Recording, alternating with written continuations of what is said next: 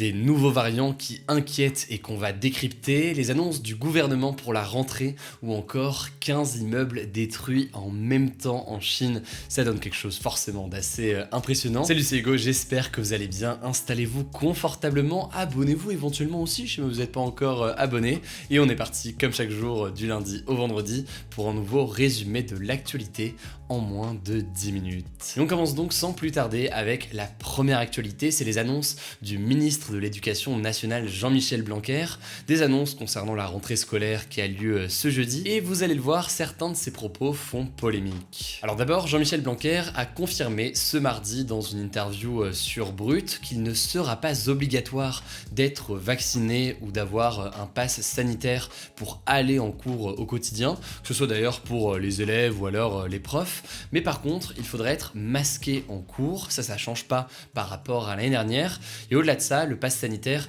sera obligatoire pour les plus de 12 ans lors de sorties scolaires dans les lieux où il est obligatoire. Donc par exemple, si il y a une sortie au musée ou au cinéma avec une salle de classe, eh bien tout le monde devrait être vacciné ou au moins avoir un pass sanitaire pour pouvoir prendre part à cette activité. Deuxième annonce importante cette semaine, c'est qu'il va être possible de se faire vacciner directement dans les collèges et les lycées, le tout avec une autorisation de ses parents dans le cas où l'élève est mineur. Ce sera aussi possible potentiellement de se faire tester gratuitement. Alors après, concrètement, comment est-ce que ça va être mis en place? Est-ce que c'est dans tous les collèges, tous les lycées, etc.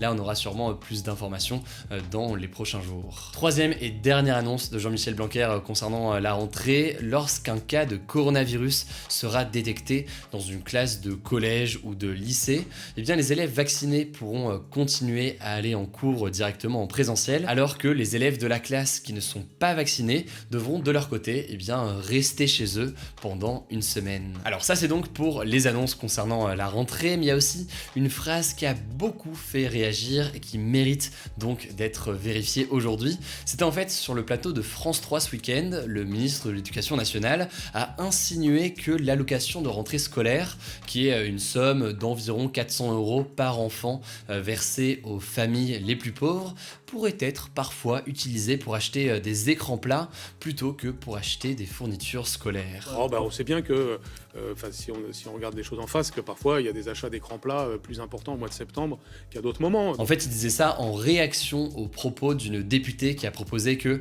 cette allocation de rentrée scolaire soit versée sous forme de bons d'achat plutôt que directement sur les comptes en banque des parents pour éviter justement que l'argent soit utilisé pour autre chose que les fournitures scolaires ou alors les vêtements des enfants. Et le problème avec ces propos de Jean-Michel Blanquer que vous venez d'entendre, c'est qu'en réalité, aucune étude ne prouve que cet argent est utilisé pour acheter des télévisions par les parents, et ce serait même plutôt le contraire. Une étude réalisée en 2014 par la Caisse des allocations familiales indiquait que 99% des familles utilisaient l'argent pour acheter des fournitures scolaires et que 95% l'utilisaient pour acheter des vêtements à leurs enfants. En plus de ça, comme l'a vérifié le site de fact-checking Check News, il n'y a pas d'augmentation significative des ventes d'écrans plats au mois de septembre, contrairement donc à ce qu'insinuait Jean-Michel Blanquer lors de son interview. Bref, évidemment, il peut exister dans certains cas des utilisations de cette allocation pour autre chose que pour acheter des fournitures ou des vêtements, mais selon les études et les éléments qu'on a aujourd'hui, eh bien c'est une part complètement infime, et donc voilà, ça me semblait assez intéressant de vérifier ces propos.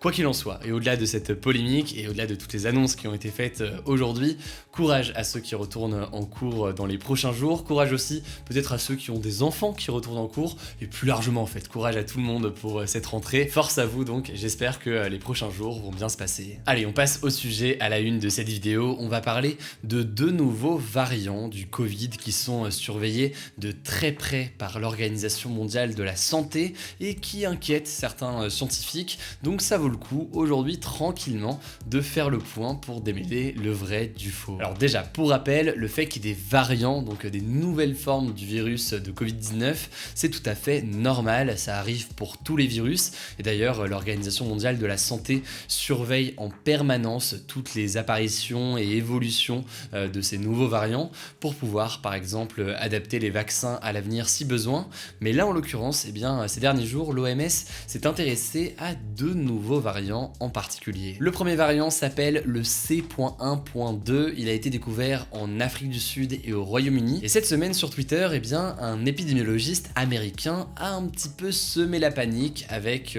un thread qui expliquait que ce nouveau variant mutait 2 fois plus vite que les autres et qu'il pouvait potentiellement échapper au vaccin. Alors plusieurs spécialistes ont là expliqué que ce n'est pas parce que un variant mute plus rapidement qu'il est forcément plus dangereux, et l'épidémiologiste à la tête de l'équipe Covid-19 de l'Organisation mondiale de la santé a expliqué que ce variant C.1.2 ne semble pas être aujourd'hui plus transmissible que les autres variants, et que dans les pays où il est apparu, eh bien, il est encore très peu présent.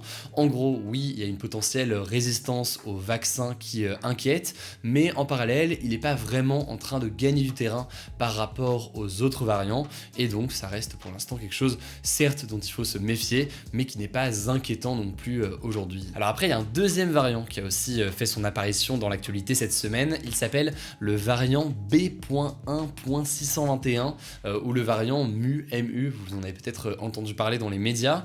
Il a été détecté pour la première fois en Colombie, en Amérique du Sud, donc au mois de janvier, et petit à petit, il a commencé à prendre de la place en Colombie, puisque aujourd'hui, il représente près de 39% des cas détectés dans le pays. Alors cette augmentation comme ça en Amérique du Sud inquiète l'Organisation mondiale de la santé.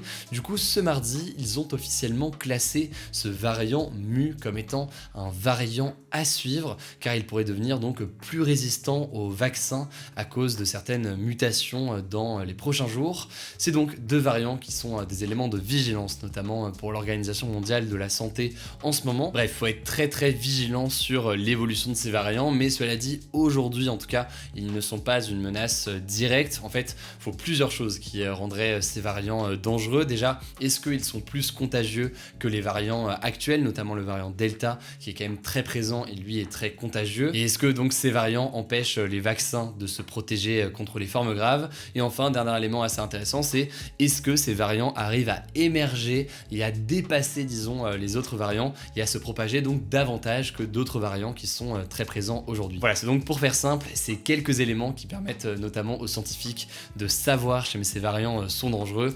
Évidemment, on verra ce qu'il en est dans les prochains jours et dans les prochaines semaines. On vous tient au courant, vous le savez, comme chaque jour dans ce format des actus du jour. Alors c'est l'heure des actualités en bref qui sont plus courtes que d'habitude puisqu'on a eu 2 gros sujets déjà aujourd'hui.